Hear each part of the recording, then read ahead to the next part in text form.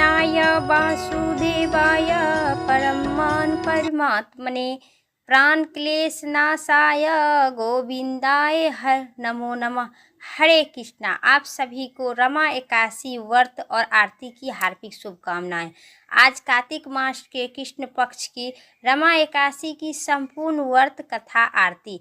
इससे पहले जानिए शुभ मुहूर्त के बारे में। आज 17 अक्टूबर 2025 दिन शुक्रवार को रमा एकादशी व्रत है।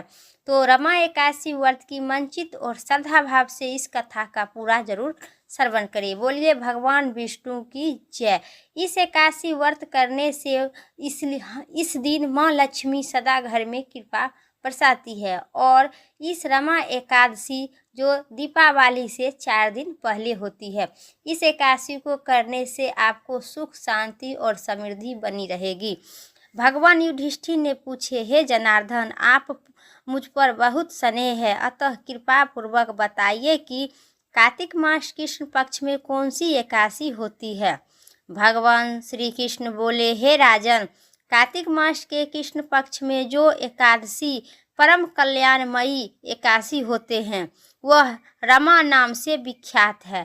रमा परम उत्तम है और बड़े बड़े पापों को हरने वाली है। पूर्व काल में मुकुचुदन नाम के विख्यात एक राजा राज करते थे, जो भगवान विष्णु के भक्त थे और सत्य प्रतीक राजा थे। निष्ठ कष्ट भाव से राज्य का शासन करते हुए उनका राज्य के यह नदियों में श्रेष्ठ चंद्रमा का भास कन्या के रूप में उत्पन्न हुए थे। राजा ने चंद्रसेन कुमार की शोभन के साथ उनका विवाह कर दिया गया। एक समय की बात है, शोभन अपने ससुराल के घर आए। उनके यह दशमी का दिन आने पर समूचे नगर में ढिंढोरा पिटाया जाता था कि एकादशी के दिन कोई भी मनुष्य भोजन न करे, कोई भी भोजन न ग्रहण करे। यदि डंके की घोषणा सुनकर भी शोभन ने अपनी प्यारी पत्नी चंद्रभाग से कहे, हे प्रिय, अब मुझ इस समय क्या करना चाहिए, इनकी रक्षा दो और शिक्षा दो। चंद्रभाग बोली, हे प्रभु, मेरे पिता के घर पर भी कोई एकादशी के दिन कोई भोजन नहीं कर सकते हैं। हाथी, घोड़े, हाथियों की बच्चे तथा अन्य पशु भी अन्य घास तथा जल त्याग कर आहार नहीं कर पाते हैं। फिर मनुष्य एकादशी के दिन कैसे भोजन कर सकते हैं। हे प्राणनाथ, यदि आप भोजन न करें तो आपकी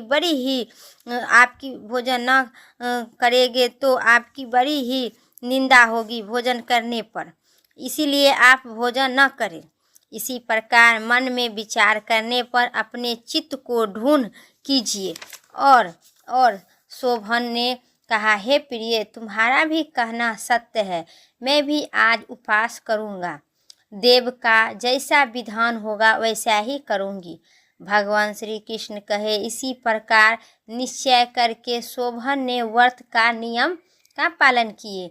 सुधा से उनके शरीर में पीड़ा होने लगी, अतः वे बहुत दुखी हुए। भूखी प्यासी चिंते में पड़े थे।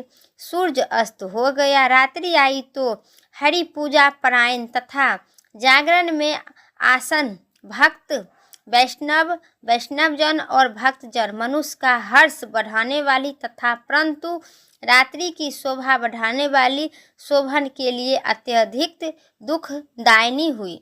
सूर्य अस्त होते होते उनका प्राण निकल गया।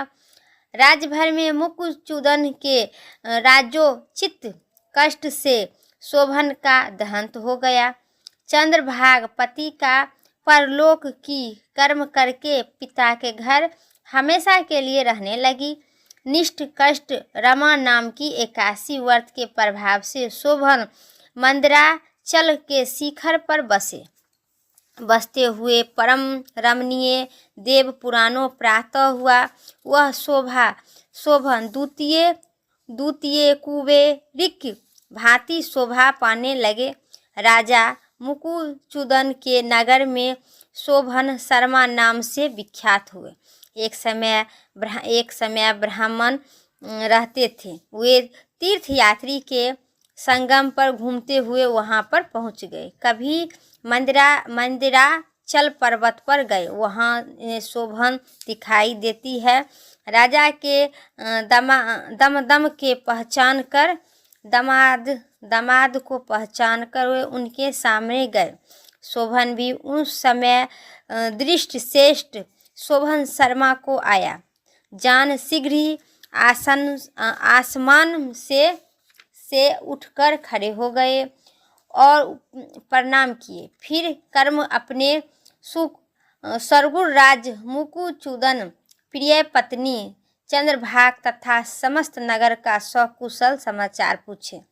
शोभन शर्मा ने कहा, राजन, वह आपकी कुशल है। यह तो अद्भुत आश्चर्यचकित की बात है।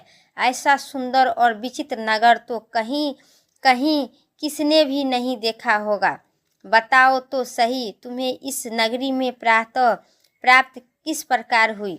शोभन बोले, हे द्विज श्रेष्ठ, कार्तिक के कृष्ण पक्ष में जो रमा नाम की एकादशी होती है, उनकी व्रत करने से मुझे ऐसा नगरी प्राप्त हुआ है। ब्राह्मण बोले, मैंने भी श्रद्धाहीन होकर इस उत्तम व्रत अनुष्ठान किए थे, इसलिए मैं ऐसा मानता हूँ कि यह नगर सदा स्थित होने वाला नहीं है। आप मुकुचूदन की सुंदरी कन्या चंद्रभाग से यह सारा विधा कहिए। शोभन की बात सुनकर सोम शर्मा ब्राह्मण मुकुचुंद पूरे में गए और वहाँ चंद्रभाग के सामने उन्होंने सारा विधा कहे और सुनाए। सोम शर्मा बोले, सुबह मैंने तुम्हारे पति को प्रतीक्षा देखा है तथा इंद्रपुरी के सामने उनके दुर्भाग नगर का यह अवलोक किया हूँ। वे उसे अस्थित बताते हैं, तुम उनको स्थित बताओ। चंद्रभाग ने कहे, हे हर्ष, हे श्रेष्ठ, हे मुनि, मेरे मन में पति के दर्शन की लालसा लगी हुई है। आप मुझे वहाँ ले चलिए।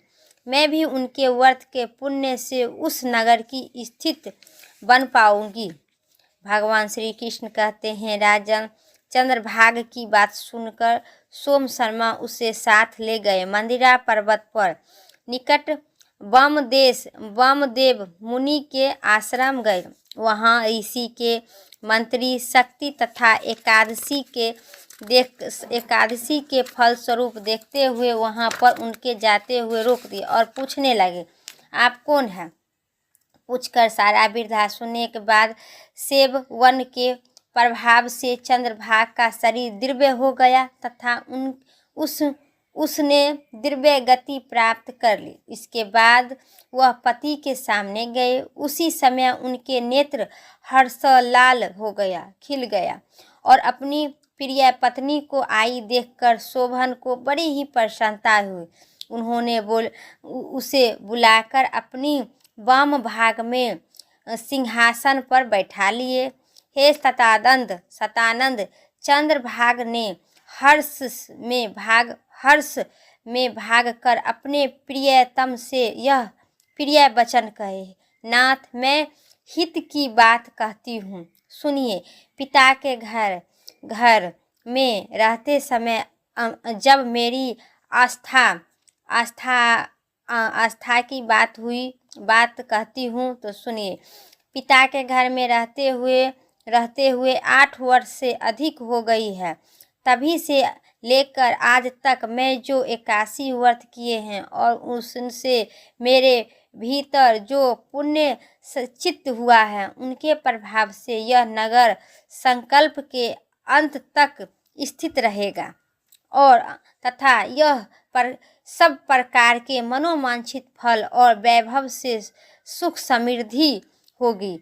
निपश्रेष्ठ, इसी प्रकार रमा व्रत के प्रभाव से चंद्रभाग का दिव्य भोग, दिव्य रूप और दिव्य आभास के भूमि हो गए। अपने पति के साथ मंदिरा पर्वत के शिखर पर विहार कर रही थी।